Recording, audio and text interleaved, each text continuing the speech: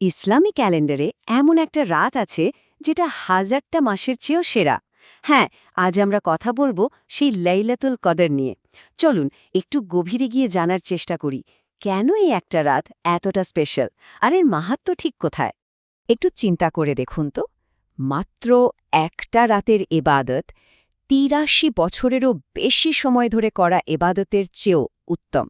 মানে একজন মানুষের গড় আয়ুর চেয়েও বেশি সময়ের সাবাব শুধু এক রাতেই পাওয়ার সুযোগ। এই একটা তথ্যই কিন্তু এই রাতের বিশালতা বোঝার জন্য যথেষ্ট। এটাই তো আসল প্রশ্ন, তাই না? যে কিভাবে সম্ভব যে একটা মাত্র রাত আমাদের পুরো জীবনের আমলকে পেছনে ফেলে দিতে পারে। এর পেছনে যে কি অসাধারণ ঐশ্বরিক হিকমাত আর করুণা লুকিয়ে আছে, চলুন সেটাই আজ খুঁজে বের করি। তো সবার আগে আমাদের বুঝতে হবে যে এই রাতের মর্যাদার উৎসটা ঠিক কোথায়, আর এর ভিত্তি সরাসরি কোরআনে বলা আছে, যা এর গুরুত্বকে প্রশ্নাতীত করে তুলেছে। এই যে আয়াতটা দেখছেন, এটাই হল লাইলাতুল কদরের মর্যাদার মূল ভিত্তি। এখানে কিন্তু পরিষ্কার বলা হচ্ছে, এই এক রাতের ইবাদত এমন হাজার মাসের ইবাদতের চেয়েও শ্রেষ্ঠ, যেখানে কদরের রাত নেই। সুতরাং মূল কথাটা হল এর অতুলনীয় মর্যাদা। তবে একটা কথা কিন্তু মাথায় রাখতে হবে, এই রাতের বিশাল প্রতিদান পেতে হলে যে কোনো ইবাদত কবুল হওয়ার দুটো খুব জরুরি শর্ত আছে। প্রথমত, কাজটা হতে হবে একদম একনিষ্ঠভাবে, মানে শুধু আল্লাহকে সন্তুষ্ট করার জন্য, আর কোনো উদ্দেশ্য নয়। আর দ্বিতীয়ত, ইবাদাতের সেই পদ্ধতিটা অবশ্যই নবীর দেখানো পথ অনুযায়ী হতে হবে। এই দুটো শর্ত যখন মিলে যায়, তখনই আমাদের ইবাদত কবুল হওয়ার আশা করা যায়। এখন প্রশ্ন হল, এই রাতটা ঠিক কবে আসে?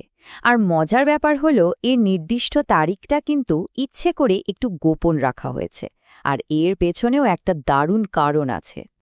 এই টাইমলাইনটা দেখলে ব্যাপারটা একদম পরিষ্কার হয়ে যায়। আমরা জানি রাতটা রমজান মাসেই আসে, নির্দিষ্ট করে বললে রমজানের শেষ ১০ রাতের মধ্যে। আর হাদিস থেকে আমরা জানতে পারি যে এই শেষ ১০ রাতের বেজোর রাতগুলোতে, মানে ২১, ২৩, ২৫, ২৭ আর ২৯তম রাতে লাইলাতুল কদর হওয়ার সম্ভাবনা সবচেয়ে বেশি। এই যে তারিখটা নির্দিষ্ট করে বলা নেই, এটা আসলে আমাদের জন্য এক ধরনের রহমত। এর পেছনে হিকমাতটা হলো, এর ফলে বিশ্বাসীরা কোনো একটা রাতের ওপর ভরসা না করে শেষ ১০টা রাতের প্রতিটিতেই ইবাদতের জন্য তাদের সেরাটা দেওয়ার চেষ্টা করে।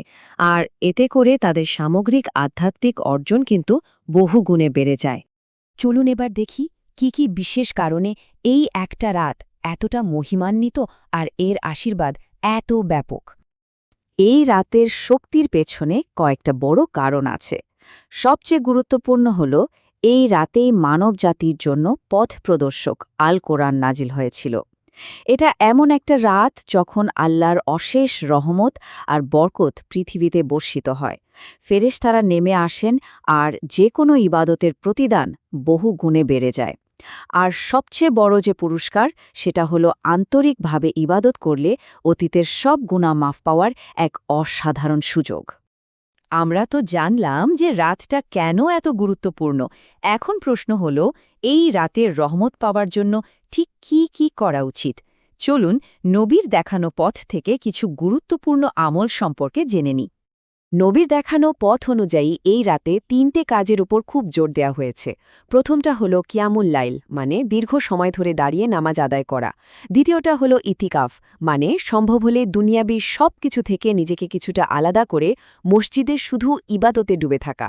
আর তৃতীয় এবং খুব গুরুত্বপূর্ণ একটা কাজ হলো বেশি বেশি করে দোয়া করা, নিজের চাওয়া পাওয়া আর ক্ষমার জন্য আল্লাহর কাছে মন খুলে প্রার্থনা করা। এত সব ইবাদতের মধ্যে একটা দোয়া কিন্তু এই রাতের জন্য একদম স্পেশাল। স্বয়ং নবী সাল্লাল্লাহু আলাইহি সাল্লাম এই দোয়াটি শিখিয়েছেন, যখন তাকে জিজ্ঞেস করা হয়েছিল যে এই রাতে কি বলা উচিত। এই দোয়াটা খেয়াল করে দেখুন, খুব সহজ, কিন্তু এর অর্থ অনেক গভীর। যখন নবীকে জিজ্ঞেস করা হলো এই রাতে কি বলা উচিত, তখন তিনি এই দোয়াটিই শিখিয়ে দিলেন। এটা ক্ষমার জন্য একটা অত্যন্ত শক্তিশালী দোয়া, যা অল্প কথায় অনেক কিছু বলে দেয়। এখানে আফু শব্দটা ব্যবহার করা হয়েছে, যার অর্থ সাধারণ ক্ষমার চেয়েও অনেক গভীর। আফু মানে শুধু মাফ করে দেওয়া নয়, বরং পাপকে এমনভাবে মুছে ফেলা যেন তার কোনো অস্তিত্বই কখনো ছিল না। ব্যাপারটা অনেকটা এরকম যে রেকর্ড বুক থেকে ভুলটা শুধু মুছে ফেলা হলো না, পাতাটাই যেন পাল্টে দেওয়া হলো। তাই এই দোয়া তো শুধু ক্ষমা চাওয়া নয়, এটা আসলে একটা সম্পূর্ণ নতুন করে শুরু করার আবেদন।